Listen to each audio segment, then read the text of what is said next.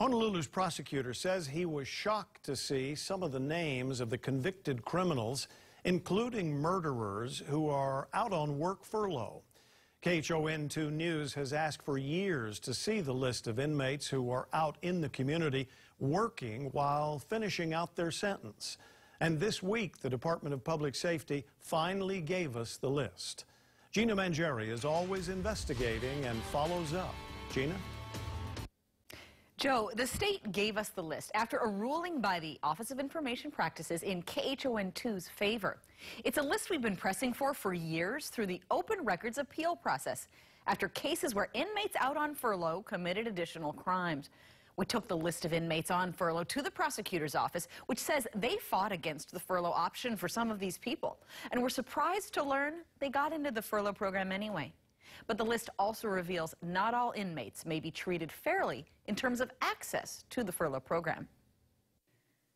More than 300 convicted criminals whose status is technically incarcerated are actually out among us daily, statewide, on work furlough. But the Department of Public Safety does not want you to know who they are. KHON got the list after years fighting for disclosure. Thank you for getting the list. That's Honolulu's prosecutor, who says he's taken aback by who he sees on there. Especially in a murder. What is a just punishment for taking someone's life? Several convicted killers are out on furlough, including Todd Raines, who murdered his landlord with a machete in 1984. The public should know of people who committed a crime, who've been in prison, whether they're released, when they're released, and not only the public, but the victims who were involved. The list also includes sex offenders and others who have been in and out of prison on multiple convictions. What's really striking in particular is that this is an extensive list of people, many of the names I'm familiar with, who are repeat offenders, who have been in and out of the system numerous times. I'm a bit surprised that the Department of Public Safety fought against disclosure of this list. To me, this should be public access information.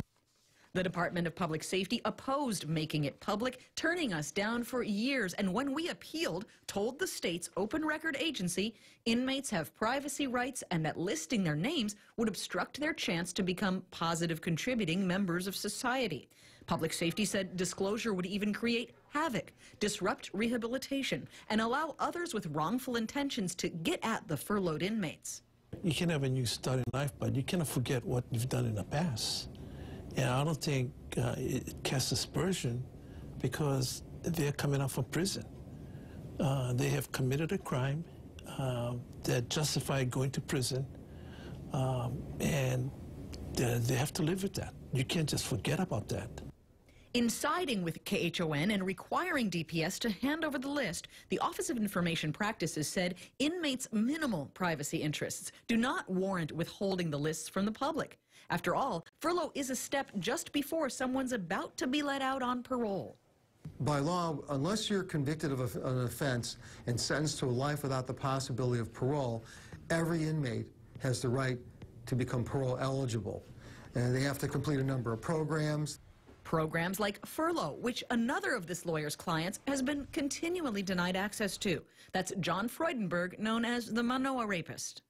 Every time he has come up for parole, the parole board reasonably has indicated that they want him to participate in a furlough program, and consistently, again, the state has refused to allow him to participate. Freudenberg's name was not on the wait list section of the disclosure. DPS has said his application is under review. The parole board holds another hearing for Freudenberg in September, where his attorney says this list may be brought up when they seek to go straight to parole, skipping furlough. It only further supports, my position that the Department of Public Safety can't be trusted to treat Mr. Freudenberg fairly like any other inmate. And I see on this list many inmates with sentences that are 10, 20, 30 years in the system, yet again they're qualified to enter the furlough program. It's just simply mind-boggling.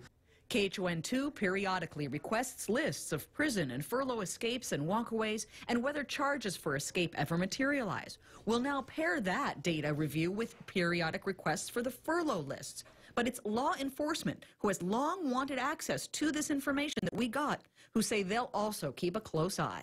we will seek it more regularly, and we'll make a periodic request for the list.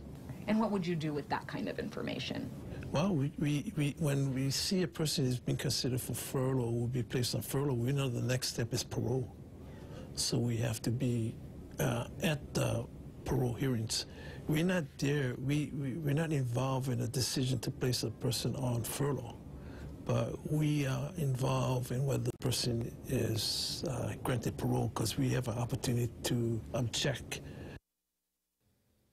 Frequent furlough escapes and walkaways and crimes while committed while out led us to seek the list of those allowed out on any given day in the first place. We continue to keep an eye on escapes and also how often or whether those are convicted of that additional crime. We'll dig into the latest lists to keep bringing you that information. Gina Mangieri, KHON2 News. Thanks, Gina. We've posted more background on the furlough list on our website, khon2.com. There's also a search feature to look through the list of who's on furlough now. Also, the latest list of furlough escapes, how long some stayed on the loose, and who is still out there. That's all on khon2.com.